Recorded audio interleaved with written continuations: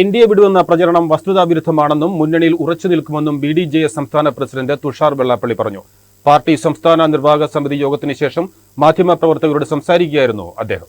ജനങ്ങൾ മുഴുവൻ എത്തിനിൽക്കുന്ന ഈ ഒരു വിഷയത്തെ അവിടെ അവസാനിപ്പിക്കുന്നതിന് വേണ്ടിയിട്ട് അത് അവിടെ തുടങ്ങാതിരിക്കുകയും ഇവിടെ ചേർത്തലയിൽ ഇത് തുടങ്ങുന്ന നിലപാടെടുക്കണം എന്നുള്ളതാണ് ഞങ്ങളുടെ ഒരാവശ്യമായി ഞങ്ങൾ മുമ്പോട്ട് വെച്ചിട്ടുള്ളത്.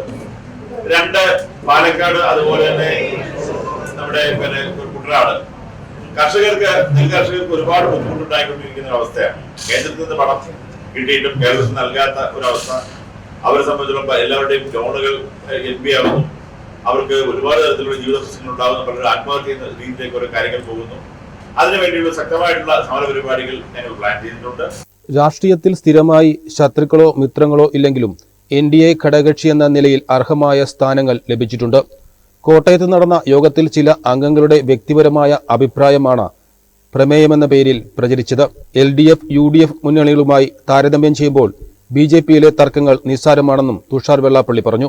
NDAയിൽ പ്രവേശിച്ച ഘട്ടത്തിൽ BJP നേതൃത്വം MP സ്ഥാനമുൾപ്പെടെ വാഗ്ദാനം ചെയ്തെങ്കിലും നിരസിക്കുകയായിരുന്നു. NDA കേരളത്തിൽ ഒന്നുമല്ലാതിരുന്ന ഘട്ടത്തിലാണ് പാർട്ടി മുന്നണിയിൽ എത്തിയതെന്നും പ്രധാന ഇടങ്ങളിലെല്ലാം പാർട്ടിക്ക് ശക്തമായ അടിത്തറയും വോട്ടുമുണ്ടെന്നും തുഷാർ വെള്ളാപ്പള്ളി കണിച്ചുകുളങ്ങരയിൽ പറഞ്ഞു. അല്ല, ഇത് വ്യത്യാസം അങ്ങനെ ഒരു സാധനം ഇല്ല. കാരണം ഞങ്ങൾക്ക് വലിയ അഭിനയിക്കാൻ അറിയാവുന്ന രാഷ്ട്രീയക്കാരല്ല, പച്ചയ്ക്ക് പറയുന്നവരാ.